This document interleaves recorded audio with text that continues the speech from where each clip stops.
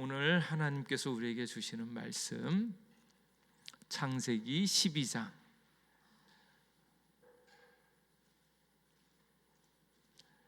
1절에서 3절까지의 말씀입니다.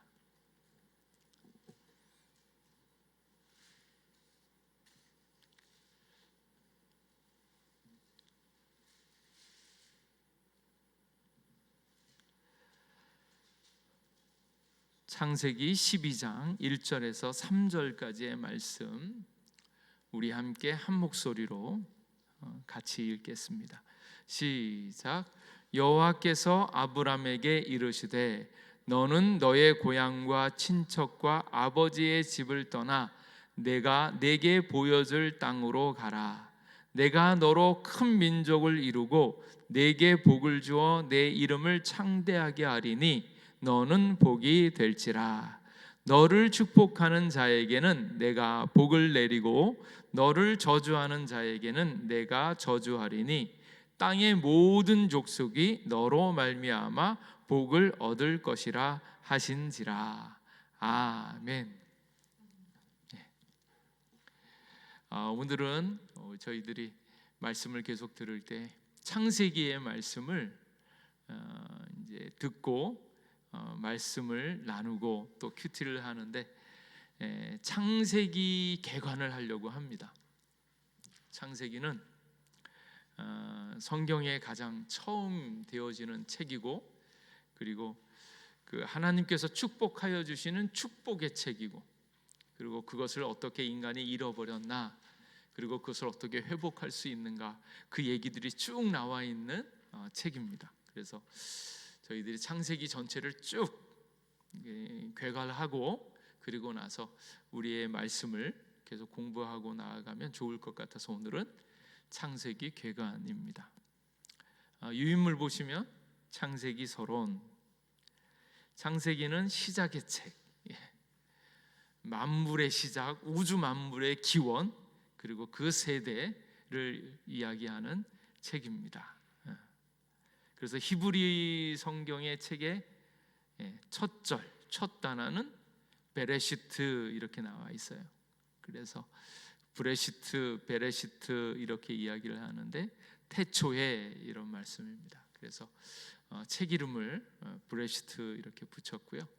한글 성경의 창세기는 헬라어 성경 72역 셉투아진트라고 하는데 거기에 붙인 제네시스라는 말을 번역한 겁니다. 그래서 창세기 세상에 처음 열리던 그때를 이야기한 거고요. 그리고 창세기 2장 4절에 게네세오스를 우리말로 풀면 기원, 생성, 혈통, 근원, 원천을 이야기합니다. 그리고 이제 창세기를 찬찬히 보면 저희들은 이제 신약 성경의 요한계시록이랑 쌍을 이루게 되어 있잖아요. 이게 정말로 하나님의 좀 절묘하신 계획입니다. 왜냐하면 구약 성경하고 신약 성경은 상당한 시대적 차이가 있잖아요. 그런데 그 구약에 있었던 창세기와 신약에서 요한계시록이 쓰여진 게 만물의 시작과 마지막을 잘 정리를 해서 정말로 하나님의 놀라운 섭리의 이야기로 요한계시록이 있습니다. 이렇게 앞뒤를 이렇게 보시면 좋은데 또 한편 창세기는 모세오경의 첫 번째 책입니다. 모세가 기록한 책으로 창세기, 출애굽기, 레위기, 민수기, 신명기 이렇게 5책이 있는데 그러면 지금 창세기, 출애굽기 요 5권도 한 권으로 쭉 연결되어져 있겠죠. 그러니까 창세기서부터 신명기까지를 모세오경이라고 하고 그것 자체도 한 책으로 이렇게 보면 창세기, 출애굽기, 레위기, 민수기, 신명기 이게 약간 그 뭐라 그러나요? 쌍괄식이라고 해야 되는 거예요. 그러니까 창세기 처음하고 신명기 마지막이 쌍을 이루면서 이렇게 들어가는 거죠. 저희들이 요한계시록을 볼 때도 이 사람들의 성령의 감동에 의해서 쓰여졌을 때 가장 중요한 것들을 가운데 두면서 이렇게 들어갔다가 나오는 형식을 띠잖아요. 창세기도 모세우경으로 보면 창세기로부터 시작해가지고 어디서 가장 큰 핵심이 있겠습니까? 창세기, 출애굽기, 레위기죠. 하나님을 만나는 예배의 장소, 그렇게 하나님과 함께 있는 그 자리가 레위기인데 레위기로 깊숙이 들어갔다가 다시 이것을 정리하면서 나오는, 그러니까 모세우경도 이렇게 레위기가 참 중요한 위치를 차지하고 있다, 이것을 알 수 있고요. 저희들은 이제 레위로 가면 이제 차츰 졸리기 시작하죠. 창세기, 출애굽기, 레위기, 거의 레위기에서 실패를 많이 하는데, 이제 사실은 레위기에서 하나님을 만남, 그리고 만남에 머무는 것, 그리고 그 모든 것들이 거기에 집약되어져 있기 때문에 레위기가 참 중요하고, 그리고 그 레위기를 설명하면서 그 레위기에서 하나님을 만나는 진짜 방법은 무엇인가? 이게 뭡니까? 예수님을 만남으로죠. 그러니까 레위기와 레위기에 나와 있는 하나님을 만나는 방법인 제사법, 절기, 이 모든 것이 결국은 예수님을 설명하는 거고, 그래서 그 제사와 예수님을 잘 설명해 놓은 책이 히브리서입니다. 그래서 레위기하고 히브리서를 같이 읽으면 참 좋을 것 같아요. 그래서 모세우경의 첫 번째 책인 창세기는 세상 만물의 시작, 인류의 시작, 또 뭐도 시작되어졌어요? 죄도 시작되었죠. 죄의 시작, 그리고 중요한 이스라엘 민족의 시작, 다 시작이에요. 그리고 인류 구원의 시작, 모든 것의 시작을 말해주는 책이 바로 창세기입니다. 그리고 시작과 더불어서 해결되어지지 않는 문제점, 죄의 문제, 그것이 어떻게 심화되어져 가고 있는가 하는 것도 나와 있고, 그것을 해결해 줄 수 있는 구원을 전제로 한 하나님의 구원의 역사가 나와 있고, 그 구원을 누가 받을 것인가, 선택에 대한 그 문제도 거기에 나와 있습니다. 그래서 이스라엘이 선택되어졌고, 이스라엘을 통해서 하나님의 구원의 원칙과 도리를 밝혀놓은 거예요. 그래서 이 창세기는 너무나 중요한 책입니다. 그리고 창세기에서 꼭 읽어야 되어지는 것들을 찬찬히 살펴보면서 읽어야지 나중에 이게 성경 전체의 틀거리가 보이고 그 밑바탕이 되어집니다. 그래서 어떻게 보면 인류 구원의 역사가 창세기에서 복선이 막 깔려져 있잖아요. 그래서 창세기를 통해서 하나님을 발견하는 것, 그리고 언약을 발견하는 것, 이제 그것을 쭉 볼 수 있습니다. 그리고 창세기의 저자는 모세로 알고 있습니다. 그리고 창세기, 출애굽기, 레위기, 민수기, 신명기를 저작한 것으로 전해지고, 이제 그러면 모세는 언제적 사람인가? 이게 제가 이것도 그냥 기억하려고 만든 얘기인데, 출애굽을 하려고 할 때 혼자서 나아가기 너무 힘드니까 같이 서로 이스라엘 사람들이 어깨를 얼싸싸싸 안고 나오기 시작했다. 그래서 얼싸사사사, 그래서 BC 1444년 이렇게 제가 외워요. 다 얼싸 안고 얼싸싸싸 안고 나와가지고 얼싸사사사. 그래서 출애굽 사건을 BC 1444년, 또 약간의 연도가 차이가 나서 1446년 이렇게 보기도 하는데, 대체적으로 그 어간입니다. 제가 신학교에서 배울 때 1444년이었어요. 그래서 1, 2년 정도 차이가 있는데, 이제 모세가 출애굽을 했을 때가 1444년, 그리고 그 광야 세월들을 약 40년 정도로 이제 추정을 하고 있고, 이제 그 시기입니다. 그러니까 처음서부터 문자로 기록되어진 것은 아니고 입으로 전해지는 구전 전승으로 전해져 있죠. 말에서 말로 전수되어지다가 어느 순간에 글로 옮겨지게 되었다, 이렇게 보는 거죠.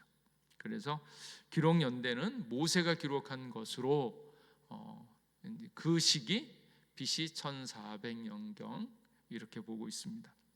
창세기의 기록 목적은 금방 계속 반복해서 말씀드렸던 것처럼 하나님이 창조주이시다라는 거예요. 그래서 하나님이 세상을 만드셨다, 인간을 만드셨다. 이게 가장 중요한 거죠. 요즘 들어서 그 학교에서 진화론을 배우잖아요. 그러니까 정규 학교에서 계속 교과서를 진화론으로 자꾸 덮고 있는데 그야말로 오스트랄로피테쿠스 아직도 하는지 모르겠고 레안데르탈린 이런 얘기 하잖아요. 그 어떤 것도 근거가 없습니다. 어디서 뭘 발견했는데 그것을 그렇다라고 그것이 마치 원숭이에서 진화되어져서 유인원 이렇게 돼서 인간이 만들었다고 하는데 근거가 없지요. 오히려 더 그야말로 신빙성 있는 것은 종이 개별적으로 하나님께서 지어졌다라는 거예요.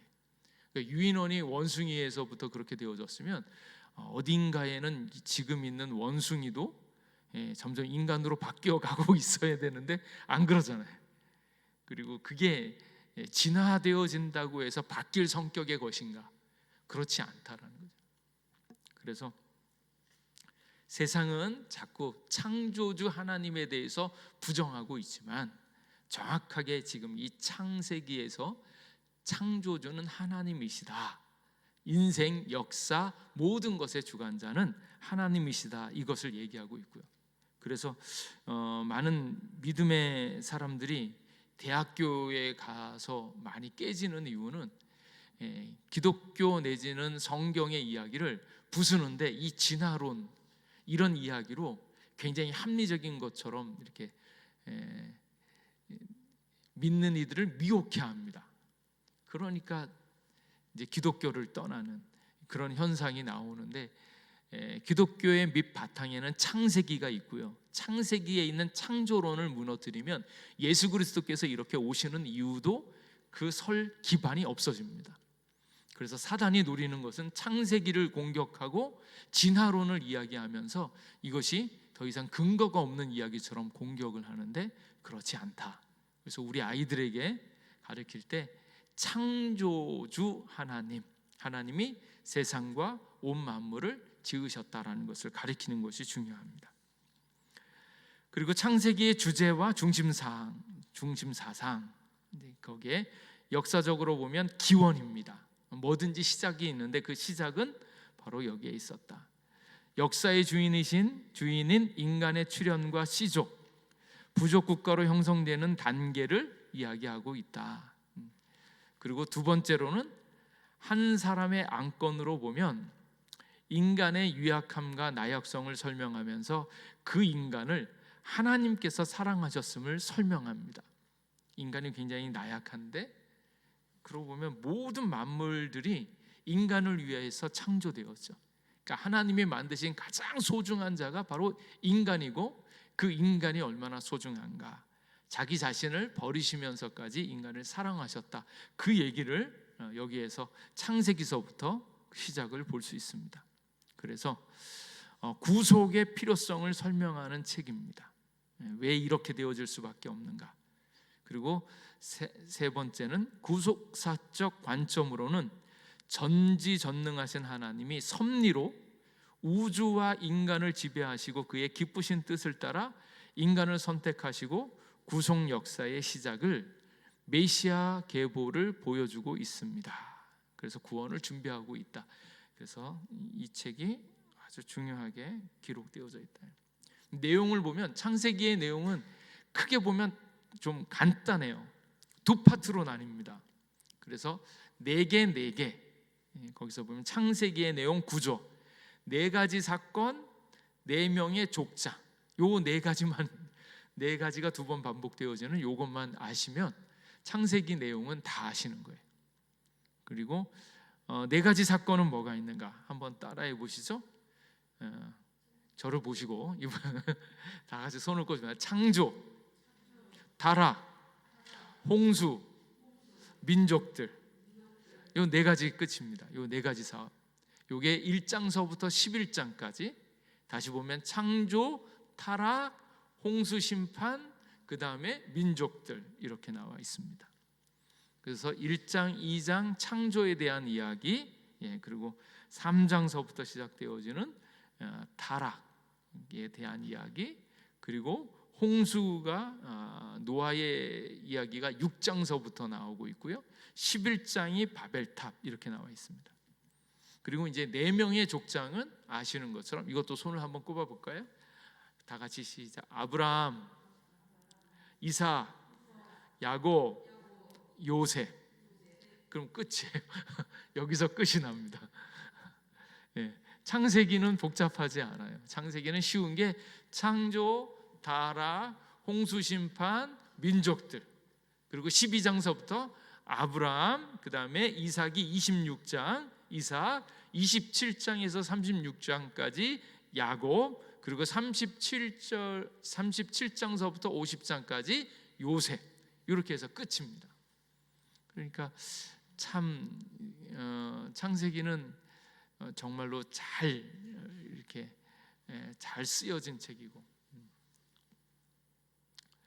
그럼 창세기의 짜임새 주요 키워드를 한번 쭉 보시면 특별히 오늘 있는 이 말씀은 저희가 이제 가장 핵심되어지는 말씀으로 제가 창세기 12장 1절서부터 3절을 뽑았어요. 이게 가장 중요한 건데 복을 이야기합니다. 복. 그리고 그 복이 하나님께서 우리를 사랑하셔서 복을 시작하셨고 복의 중심으로 우리를 삼아주시고 나중에는 만국이 온 땅에 있는 모든 족속이 너로 인하여 복을 얻을 것이다. 이제 이 이야기들이 쭉 진행이 되어져 있기 때문에 있습니다. 그래서 창세기를 읽으면서 저희들이 먼저 깨달아야 할 것은 하나님의 복이 뭔가. 결국 나중에 요한계시록에 회복되어지는 새하늘과 새 땅이 하나님께서 만물을 지으신 원래의 목적, 그 복되게 하신 존재로 다시 회복하는 겁니다. 그래서 원복이라고 얘기하는 게 원래 만드셨던 그 복이 무엇인가 하는 거예요. 그래서 제가 신앙생활을 할 때 신앙생활을 하게 되어지는 2가지 동력이 있는데 그 중에 첫 번째는 너희들이 죄로 지내서 죄가 너무너무 힘들고 병들고 아프고 두렵고 이런 원래 하나님의 복을 누려야 되는데 이것을 잃어버렸기 때문에 이것을 찾고 싶어 하는 거예요. 그래서 아프고 힘들고 어려운 사람, 그 어려움을 벗어나기 위해서 열심히 하나님을 찾는 사람이 있고, 또 한 부류는 하나님께서 부어주신 복이 너무나 좋은 것을 알고 있기 때문에 그 복을 더 크게 얻기 위하여, 그 복의 찬란하고 아름다움이 너무 크기 때문에 그것을 찾아서 올라가는 사람이 있다는 거예요.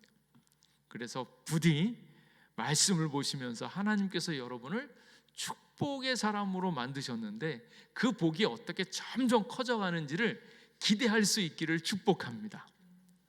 어떤 분은 이게 하도 이제 은혜를 못 받고 복을 못 받으면서 신앙생활을 워낙 오래 하니까 그냥 됐어요, 이만만 하면 돼요, 더 이상 괴롭게도 마시고 이렇게만 지내면 좋겠어요 이러는데, 그건 아직 주님께서 베풀어 주신 복의 내용을 다 몰라서 그래요.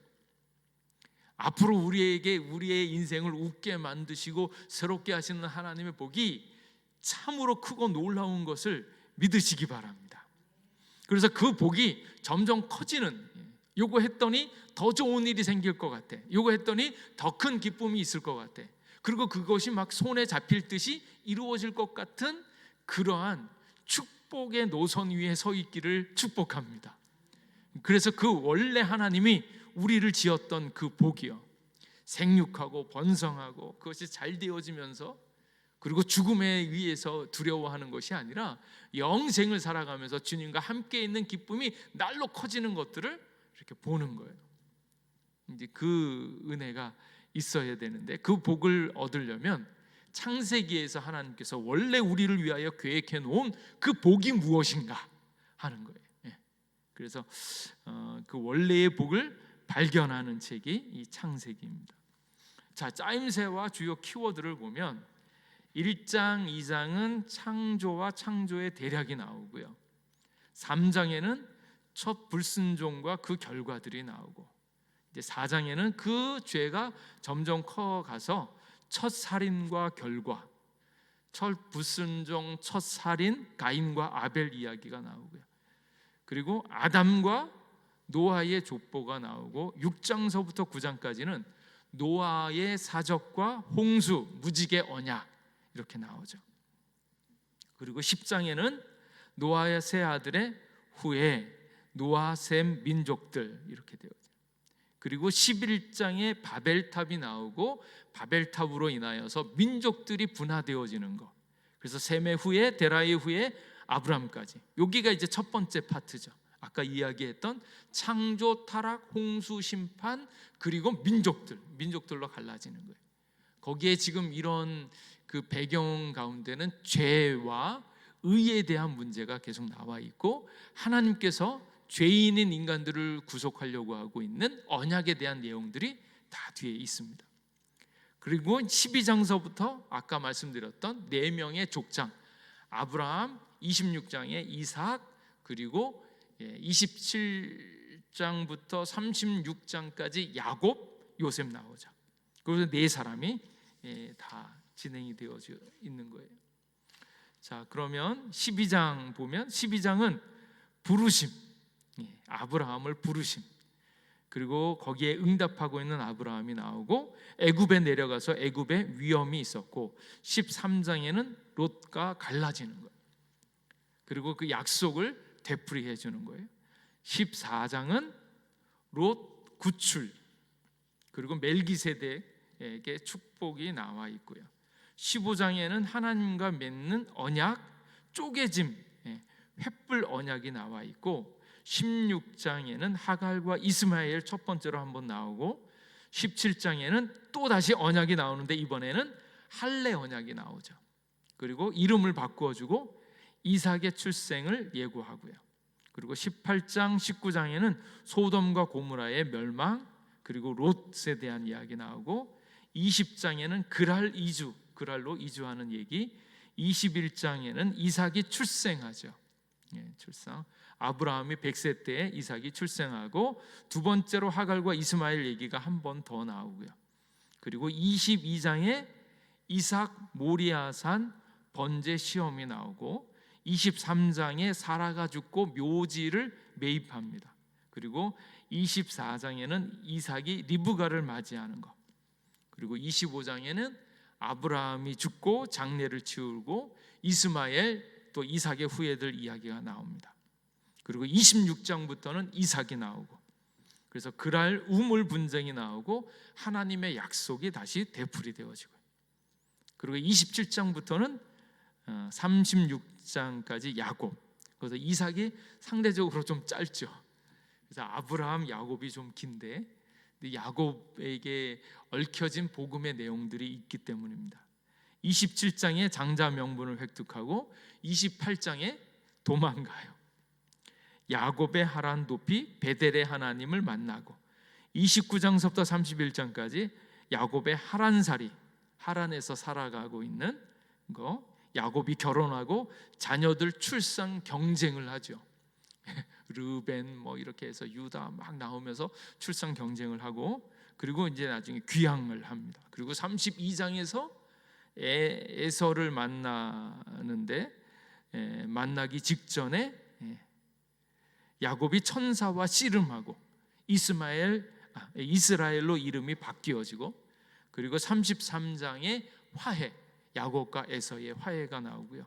34장에 디나 사건과 세겜 살육, 그리고 35장에 베델 제사, 그리고 36장에 에서의 족보가 나옵니다. 이게 이렇게 얘기를 쭉 보니까 이렇게 눈에 선하죠. 이렇게 귀에 다 들어오잖아요. 근데 그 얘기들을 찬찬히 보시는 겁니다. 그리고 이제 가장 위대한 스펙터클한 요셉.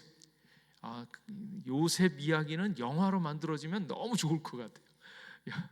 너무 진짜 기승전결도 분명하고 나중에 복도 많이 받고, 그래서 이집트 왕자 이렇게 해서 요셉 이야기가 이집트 왕자 2의 요셉 이야기가 나오기도 했는데, 요셉이 얘기가 나오죠. 37장에 야곱의 요셉 편에 애굽으로 팔리고요. 38장에 유다와 다말 이야기, 39장에서부터 41장까지 요셉의 고난과 영광을 얻게 되어지고 바로의 꿈을 해몽하면서 이렇게 출세의 길을 갖게 되었죠.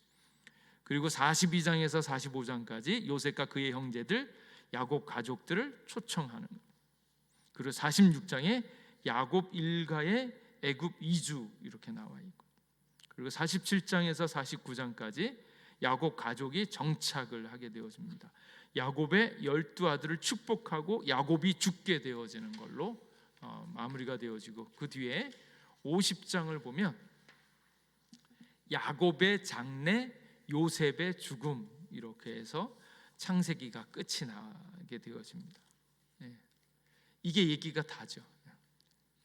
다른 것보다 어렵지 않고 창세기는 이렇게 창조, 타락, 홍수 심판, 그 다음에 민족들, 그리고 아브라함, 이삭, 야곱, 요셉 이렇게 하면 창세기가 정리가 되어지고요.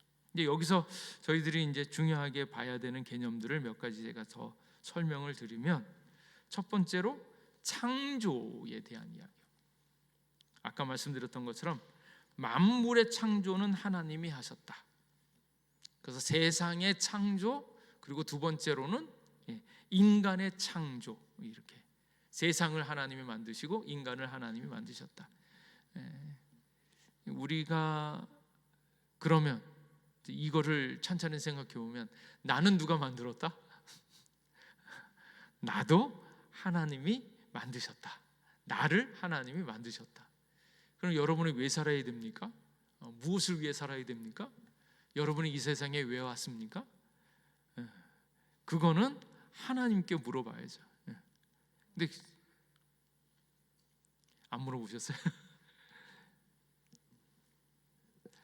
이게 정말 신기한 건 내가 오고 싶어서 온 게 아니라는 거. 어느 날 눈 떠 보니까, 숨을 쉬어 보니까, 그리고 되게 재미있는 것은 내가 생각이란 것을 할 수 있는 나이가 됐더니 내가 여기 있는 거예요. 그러니까 어떤 사람이 얘기했죠. 나는 생각한다, 고로 존재한다. 이런 것들을 생각할 수 있으니까 겨우 존재한다고 생각을 하고 있는 거고, 그리고 다른 건 다 모르겠는데, 뭐 하나님도 모르겠고 뭐도 모르겠고 다 모르겠는데 뭐만 분명해요? 내가 모르겠다라고 생각하고 있는 나는 여기 있는 것 같으니까 이제 그것만 명확하다고 생각하는 거예요. 근데 내가 여기 있으면 나를 여기 있게 한 그 뭔가가 있을 거라는 거예요. 마치 혹시 고조 할아버지 보신 적 있으세요? 고조 할아버지, 아버지는 본 적 있으시죠? 할아버지도 본 적 있으시죠? 할아버지의 아버지는 혹 보셨나요? 못 보신 분도 있겠지만 운이 아주 좋으면 보신 분도 있죠. 할아버지를 보신 적은 없으시죠? 근데 할아버지의 할아버지가 계신 것은 아시죠? 못 봤는데 계시잖아요. 근데 내가 여기 있다라는 것은 많은 이 인류의 존속들을 보니까 아버지가 있어서, 특별히 아버지가 엄마를 만나서 나를 낳은 것, 그렇게 하면 우리 아버지는 어디로부터? 아버지의 아버지와 어머니가 계셨다라는 것을 알고 있는 거고, 그 위로 올라가면 할아버지의 할아버지가 계셔서 그 할머니랑 만나서 나를 낳았다라는 게 쭉 유추가 되어지는 것처럼 만물에는 그 시작점이 있다.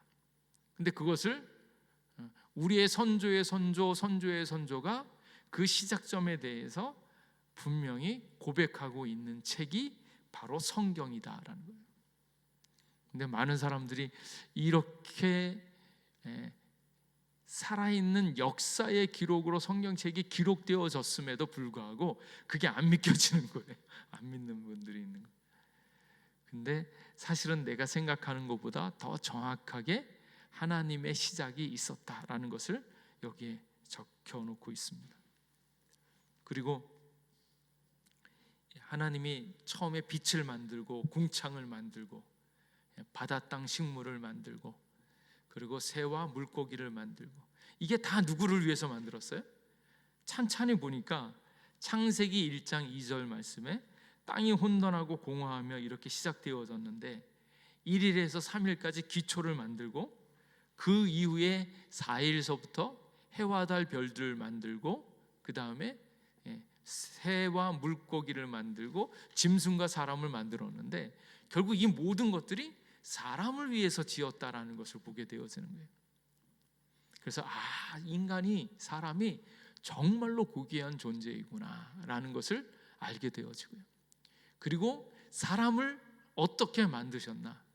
하나님의 형상으로 만들었다라는 것, 굉장히 중요하죠. 그리고 하나님의 형상으로 사람을 만들었기 때문에 존귀하다라는 거예요. 그래서 가끔 그런 얘기 들어보셨죠? 천부인권이다. 하나님께서 부여한 사람들의 인권이 있다라는 거예요. 이게 가끔은 사람들을 개, 돼지로 보는 게 있죠. 그것들은 하나님께서 사람을 만드신 그 원래의 애정과 그 권세를 모르기 때문에 그럽니다. 근데 사람이 하나님의 형상으로 지음받았기 때문에 존귀하다라는 거예요. 그래서 인간을 위해 피조세계가 창조되었고 인간은 하나님을 위해 창조되었음을 알 수 있다. 그래서 창조주 하나님 그리고 인간은 지음받은 피조물, 이 사실을 깨달아라라는 거예요. 인간은 또 연약하잖아요. 어디서 왔대요? 흙으로 사람을 만들었다 그러잖아요. 흙으로. 그러니까 흙에서 하나님의 생기, 하나님의 형상에 대한 부분들을 빼버리고 나면 그냥 흙으로 돌아갈 수밖에 없는 그런 존재이다라는 것을 알 수 있겠죠. 그러면 여러분들이 주님 앞에 창조의 목적이 무엇인가, 여러분을 왜 지으셨나 라는 것을 꼭 하나님께 여쭤보시고 하나님께서 만드신 그 뜻을 전해 들을 수 있기를 축복합니다. 그리고 그것도 잘 어려우신 분들은 뭐 하셔야 돼요? 창세기를 보세요. 말씀을 보세요. 말씀 속에서 너를 왜 지으셨나 하는 얘기가 분명히 나와 있습니다. 이 존재의 의미를 알 수 있다라는 거예요. 존재의 의미요. 그래서 창세기를 통해서 내가 왜 존재하고 내가 어떻게 살아야지 온전히 살아가고 있나 하는 것들을 잘 보셔야 됩니다. 그래서 창세기가 의미가 있다라는 거예요. 그래서 하나님께서 말씀하시니 말씀하신 대로 다 이루어졌고, 이루어진 것을 그걸 보니까 뭐라고 말씀하셔요? 보시기에 좋았더라. 말씀대로 살면 보시기에 좋은 존재가 되어지는 겁니다. 그래서 말씀이 여러분에게 성취되어질 때 가장 빛나고 찬란한 인생이 되어지는 것을 믿으시기 바랍니다. 근데 그렇게 만들었던 인간이 왜 타락하게 되었나? 왜 죄를 짓게 되었나? 죄를 지은 그 근원이 무엇이에요? 선악과, 뱀의 유혹을 받아서 선악과를 따먹음으로 하나님의 말씀을 어기게 되었다라는 거예요. 불순종인데, 불순종의 첫 번째 현상은 말씀을 하셨는데 말씀을 어겼다라는 거예요. 하나님 뜻에서 벗어나 버렸다. 그러니까 인생이 하나님과 더불어서 영원히 살도록 지은 바 되어졌는데 하나님과의 관계가 깨어짐으로 말미암아서 영원히 살아가고 있는 것들이 깨어지잖아요. 그래서 먹는 날에는 정녕 죽으리라, 죽게 되어지는 거예요. 만물을 지으신 하나님의 말씀에 불순종하니까 죽을 수밖에 없는 운명이 되어버렸다. 그래서 죄의 근본 속성이 무엇인가 라는 거예요. 그거를 이 말씀을 통해서 깨달아야 된다. 선악과의 범죄, 그것은 단순히 선악과를 먹는 사건이 아닌 그들의 마음에 품었던 죄, 불순종, 그리고 하나님과 같이 되려고 했었던 교만의 이야기가 나와 있고요. 그런데 이 죄가 점점 자라납니다. 이거 제가 성령을 힘입은 영의 특성을 이야기했죠. 영의 특성이 뭐라 그랬어요? 제일 첫 번째, 안 보인다. 근데 자꾸 그 안 보이는 영을 보이는 것으로 막 바꾸고 싶어하는 인간의 욕망들이 있죠. 근데 영은 안 보인다. 그리고 두 번째로는 영은 믿음의 세계로 이야기하면 영은 자란다. 영의 세계가 우리에게 점점 자라나는 거예요. 그래서 주님으로 말미암아서 여러분의 믿음이 자라나는 거예요. 성령의 역사로 말미암아서 우리의 영이 더욱더 풍성해지는 것을 보는 겁니다. 근데 그것과 더불어서 그것과 비슷한 현상이 있는데 그게 뭔가 하면 죄도 점점 자란다라는 거예요. 방향이 어디에 있나 이거 보는 겁니다. 죄도 점점 자라나는데 아담과 이브의 범죄함이 가인에게 이르러서는 뭐예요? 미움이 있고요. 미움이 점점 자라면서 뭐가 되어집니까? 살인까지 나타나는 거예요. 서로 시기 질투하고 이러는 죄의 속성은 똑같은데 그게 점점 커져서 살인까지 나타난다. 그러니까 죄가 확장되어지는 것을 볼 수 있죠. 그래서 창세기에 보면 가인의 살인 사건, 그리고 나중에는 하나님의 아들들이 사람의 딸을 취하는 타락이 나타나고 성읍과 탑을 건설하면서 탑 꼭대기를 하늘에 닿게 해서 우리의 이름을 내게 하려고 하는 그 모든 문화와 역사, 건축들이 이게 점점 커지는 겁니다. 그래서 개인의 죄였는데 그게 모이니까 국가 간의 범죄도 되어지는 이렇게 현상들이 나오죠. 그래서 죄악의 현상들이 점점 커지면서 되돌이킬 수가 없으니까 나중에 하나님께서 어떻게 하십니까? 심판을 주시죠. 그러니까 죄악이 극도로 심해지니까 그것을 심판할 수밖에 없는, 죄를 해결할 수 있는 방법은 그들을 심판하는 것으로 이렇게 나오고, 그럼에도 불구하고 하나님의 자비와 사랑을 전하기 위해서 약속의 백성을 남겨놓고 있는 이제 그 일들이 보여주는 거예요. 그래서 창세기에는 죄, 말씀, 그리고 은혜를 베푸시고 심판이 있고요. 이런 흐름들이 창세기에서 보여줍니다. 그리고 하나님의 계획은 심판의 목적이 아니라 인간의 회복, 구원에 초점을 두고 있다. 그렇게 볼 수 있습니다. 그래서 홍수 심판, 민족들, 그러면서 그들을 구원하기 위하여 한 사람, 한 민족을 선택하는데 그게 아브라함을 통하여서 시작되고 있다라는 것을 볼 수 있습니다. 그래서 그 약속이 이어져 내려오는 것을 하나님의 언약 이렇게 얘기하죠. 그래서 하나님의 언약에 대한 첫 서치작이 창세기 3장 15절 말씀에 있습니다.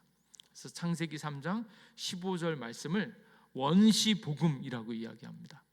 그래서 그거는 한번 나중에 이렇게 밑줄 그어놓고 하셔야 되는데, 그래서 내가 너로 여자와 원수가 되게 하고 내 후손도 여자의 후손과 원수가 되게 하리니 여자의 후손은 내 머리를 상하게 할 것이요 너는 그의 발꿈치를 상하게 할 것이니라 하시고, 이렇게요. 그래서 여자의 후손 그리스도와 거기에 대적하고 있는 뱀의 세력들의 싸움, 그 원수 관계를 이야기하고 있죠. 그리고 그리스도는 뱀의 머리를 상하게 할 것이고 뱀은 그리스도의 발꿈치를 상하게 할 것이다. 예수 그리스도를 향한 십자가 고난, 그런 아픔들을 이야기하고, 그럼에도 불구하고 그 일들을 통하여서 사단, 뱀의 머리를 완전히 전멸시켜버리는 그 역사로 원시복음이 나와 있고요.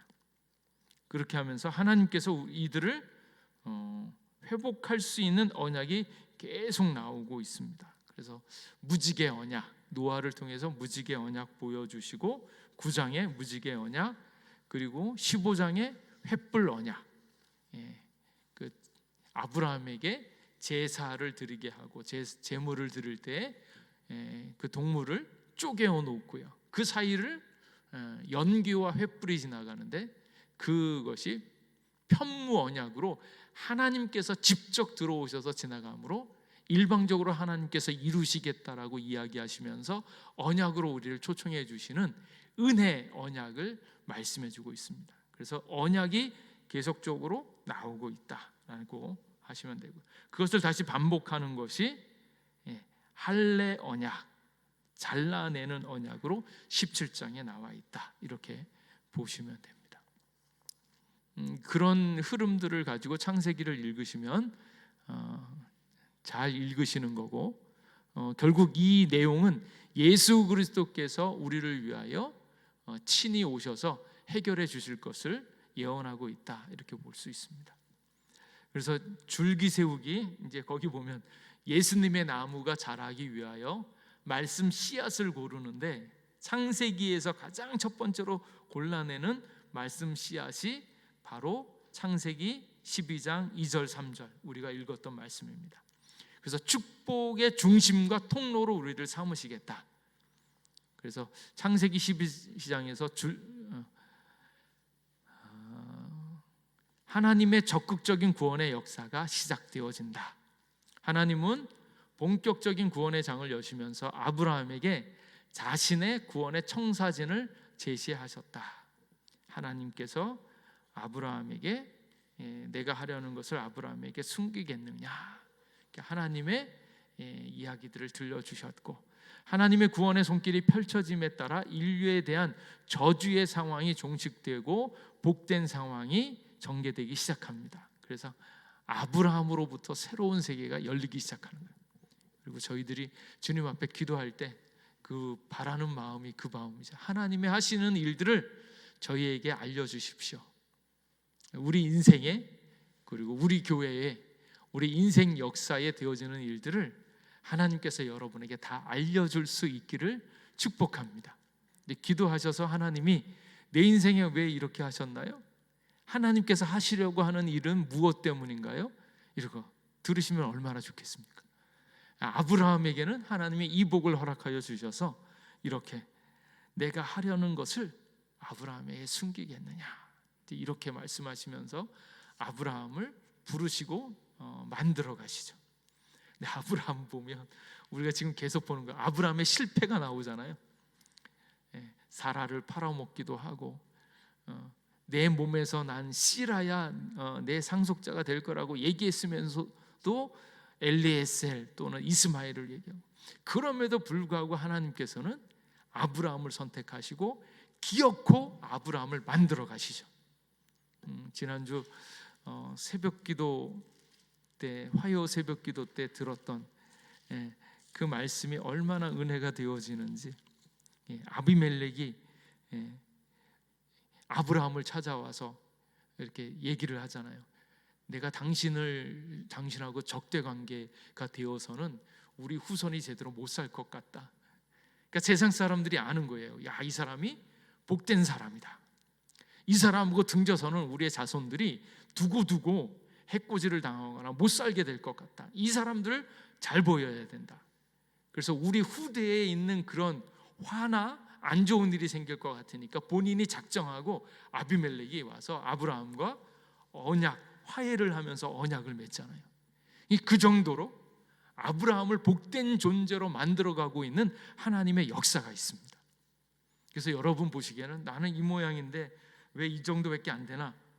하나님을 품고 있으면, 하나님의 계획 가운데 있으면 여러분은 이미 복된 존재가 되었음을 믿으시고 하나하나 더 크고 놀라운 복된 존재로 만들어가고 계심을 믿으시기 바랍니다. 그래서 선포하세요.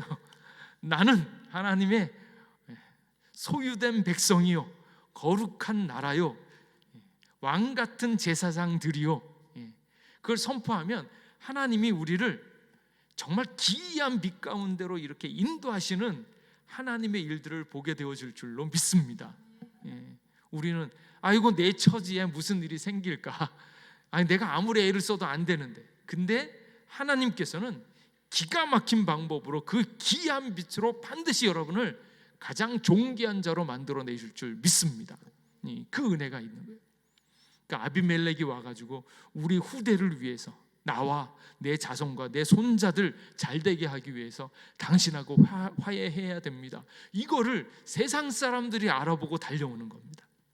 그래서 우리 예목교회도 주님 앞에서 하나님의 복을 딱 받아서 우리가 하나님의 은혜와 복이 충만하여져서 세상 사람들이 우리를 딱 보면서 저들과 잘 지내야 된다라고 고백할 정도로 그 복을 누릴 수 있기를 축복합니다.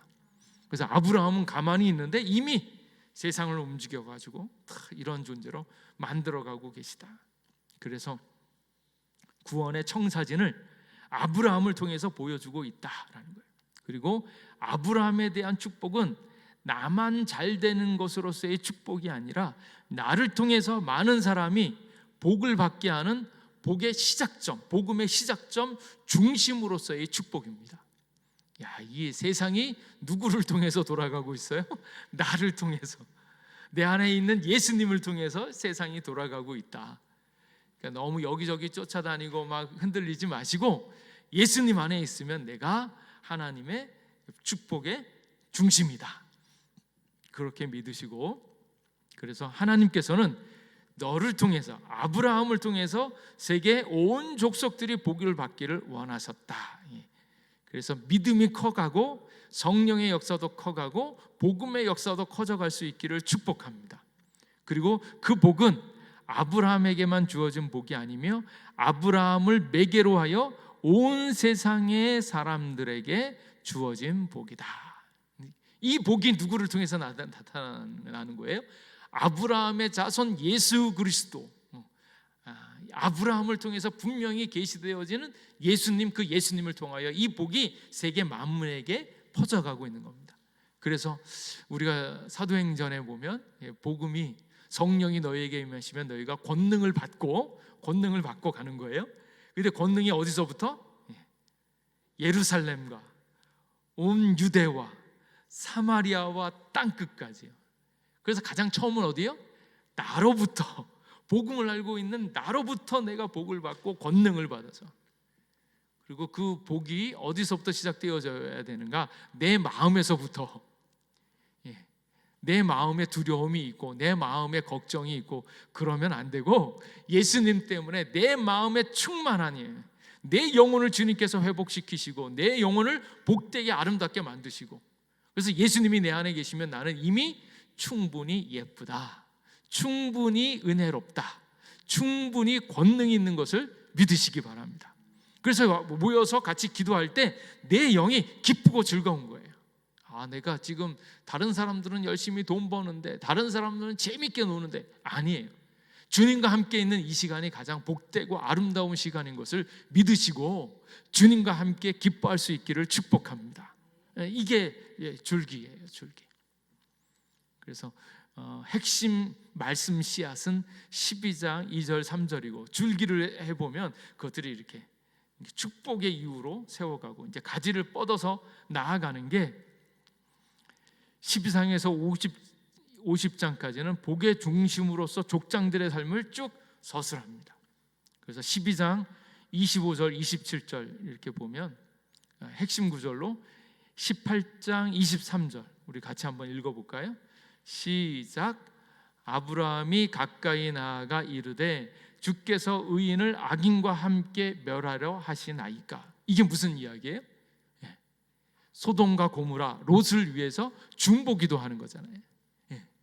이 아브라함이 하나님의 선택을 받아서 복이 있으니까 다른 사람들을 위하여 중보하는 마음이 생기는 겁니다. 그래서 아브라함은 인간을 대표하여서 저들을 위하여 하나님 앞에 서 있다. 이 나라 이 민족은 어떻게 될까? 하나님이 이 나라 이 민족이 힘들고 어려운 순간에 있잖아요. 근데 이 나라 이 민족을 살릴 수 있는 대표자로 누굴 세웠어요? 나를 세웠어요. 여기에 있는 나를 세웠어요. 옛날에 그 어느 서울시장이 그 이명 무슨 서울시장이 조창기도회 때 하나님한테 하나님 앞에 이 서울을 하나님께 드립니다 이렇게 얘기를 했대요. 그랬더니 그 얘기를 들으면서 믿는 이들이 시장으로서 이렇게 서울시를 드리니까 너무 은혜가 되고 좋다 이러고, 한쪽에서는 지가 뭔데 서울을 드리냐 이제 막 그러면서 어떻게 서울시장으로서 그렇게 할 수가 있는가 그러면서 뭐라고 막 그랬대요. 그랬더니 왜 서울시장만 그거 해야 되냐? 나도 서울 시민인데 나도 서울시를 하나님께 드리고 싶다. 여러분들을 대표자로 서울과 대한민국을 맡긴 줄로 믿으시기 바랍니다. 여러분도 이 나라 인민족의 대표자로 들을 수 있기를 주님의 이름으로 축복합니다. 서울시장 아니어도 서울 시민도 드릴 수 있어요. 그 누구도 하나님께서 나를 이 자리에 있게 한 것들은 이것들을 대표해서 하나님 앞에 드릴 수 있는 권세가 있는 것을 믿으시기 바랍니다. 그리고 복된 자의 능력이죠, 마음이죠. 근데 여기도 또 이럴 거 아니에요? 소돔과 고모라를 위해서 그 땅을 구해해 달라고, 어떻게 의인을 악인과 함께 멸하려 하십니까? 이러면 또 소돔과 고모라 사람들이 그럴 내나요? 당신이 뭔데 우리 소돔과 고모라를 하나님께 드리냐? 왜 그러냐? 이렇게 얘기할까요?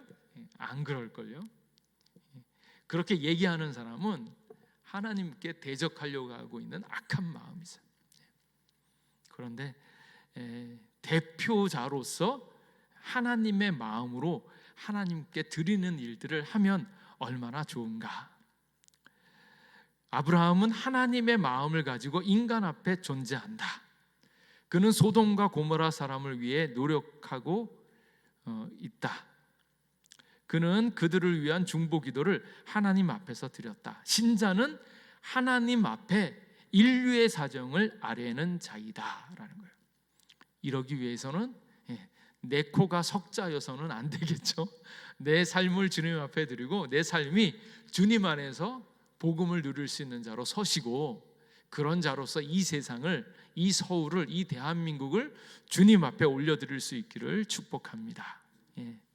두 번째로는 또 25장에서 19절, 27장 이렇게 쭉 보시면 26장 28절 말씀 같이 읽어볼까요?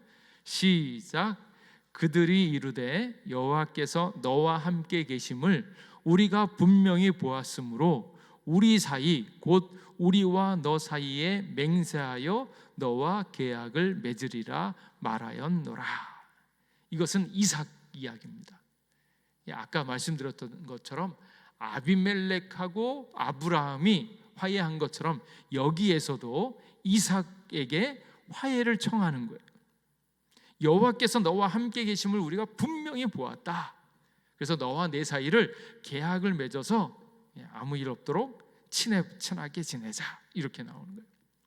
그러니까 세상에게 있어서 축복을 전해줄 수 있는 권세, 축복을 유지시켜 줄 수 있는 권세자가 되시기를 주님의 이름으로 축복합니다. 그래서 이삭이 하나님 때문에 이 권세를 누리는 겁니다. 여러분도 의지할 것 하나님밖에 없습니다. 하나님을 등지고 하나님을 등에 업고 이 권세를 하는 거예요.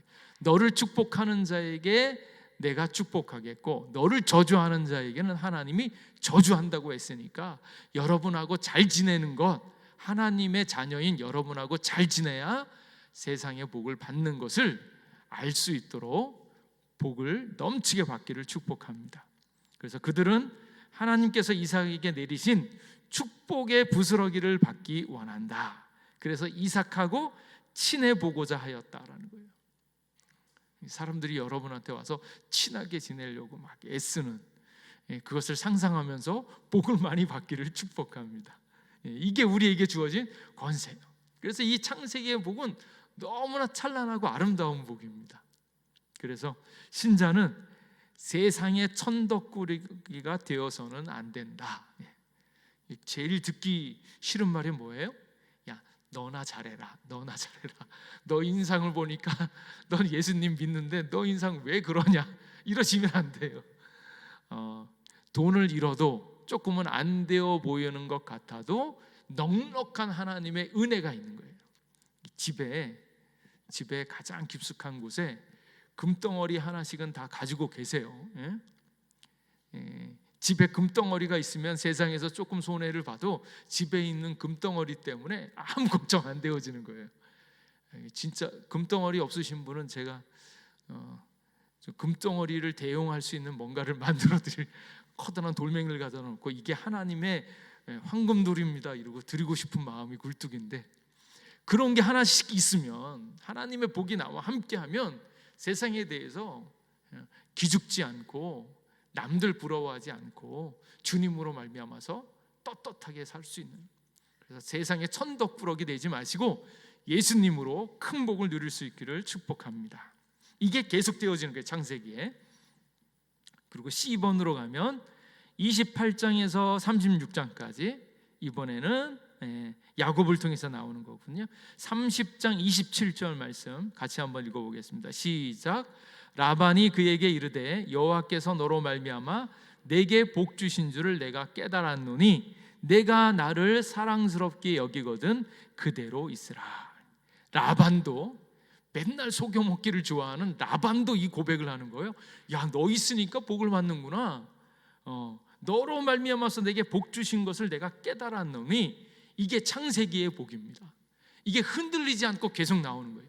너를 축복하는 자에게 내가 복을 내리고 너를 저주하는 자에게 내가 저주한다. 너로 말미암아서 복이 시작되어지고 복의 중심이고 너를 통하여 복의 통로가 되어진다라는 것이 창세기의 아주 기본적인, 가장 근본적인 사상입니다. 그래서 라반은 결정적인 고백을 하죠. 그가 받은 복이 신자 야곱을 통해서였다라는 거예요. 그리고 D번 36장에서 50장, 이번에 요셉의 얘기겠죠. 45장 5절 같이 한번 읽어보겠습니다. 시작. 당신들이 나를 이곳에 팔았다고 해서 근심하지 마소서, 한탄하지 마소서. 하나님이 생명을 구원하시려고 나를 당신들보다 먼저 보내셨나이다. 아멘. 얼마나 억울합니까?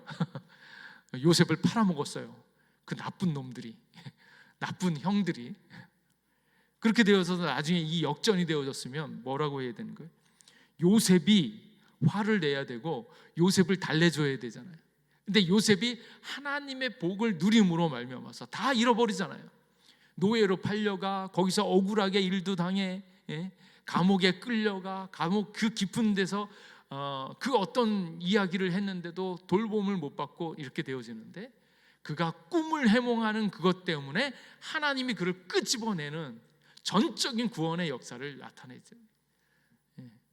그로 말미암아서 요셉이 총리가 되어지고 더군다나 자기를 팔아먹었던 사람들의 생명을 구원하는 그 자리로 가는 거예요.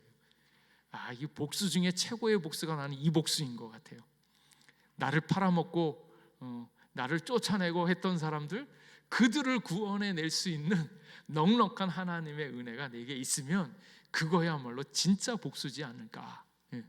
그래서 요셉이 가장 억울하고 위로를 받아야 될 것들은 요셉이었는데, 요셉은 형들로부터 팔려서 험난한 타향살이를 감수해야만 했었기 때문입니다. 그러나 요셉은 오히려 형들을 위로하였습니다.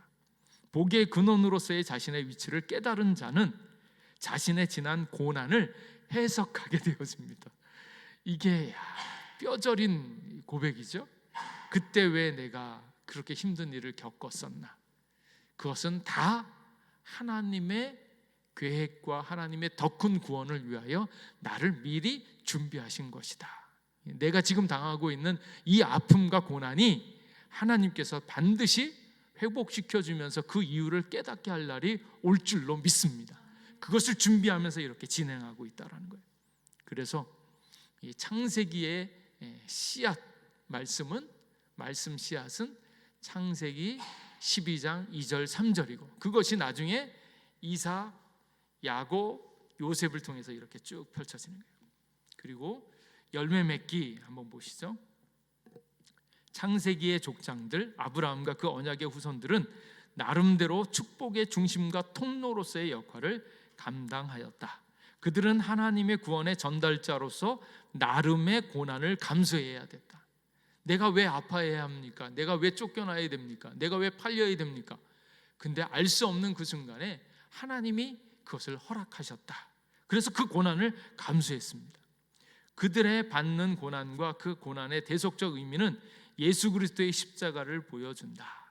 이 십자가에서 이루시는 예수님의 일들을 보게 한다라는 거예요. 결국 예수님께서 우리의 죄를 다 갚으시고 예수님을 통하여서 우리가 구원을 얻게 하는, 예수님을 믿는 믿음으로 인도한다라는 것을 볼 수 있습니다. 그래서 창세기는 복음이신 예수님을 보여주기 위하여 창세기의 신앙 원리와 핵심 주제를 보여주고 유일한 구세주인 예수님께로 인도한다라는 것을 볼 수 있습니다. 그래서 창세기에 나타난 그리스도의 예표, 말씀이 되어서 우리에게 나타나시잖아요.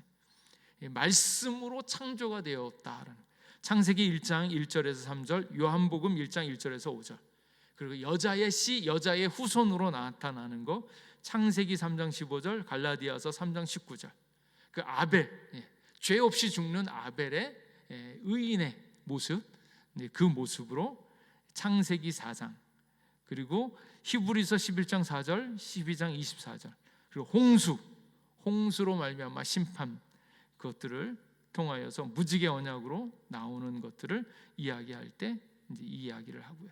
어린 양, 창세기 22장 7절 8절, 요한복음 1장 하나님의 어린 양으로서 예표가 나오고, 야곱의 사닥다리, 창세기 28장 12절 이하, 요한복음 1장 51절 말씀, 이렇게 하나님과 우리 사이에 중보자, 연결고리로서 예수님을 이렇게 예표하고 있습니다. 그래서 창세기를 통하여서 예수님을 발견하고 우리를 복되게 하시는 하나님의 은혜와 역사를 보고 직접 경험하게 되어지기를 주님의 이름으로 축복합니다. 기도하겠습니다. 하나님, 오늘도 우리와 함께 해주셔서 감사합니다.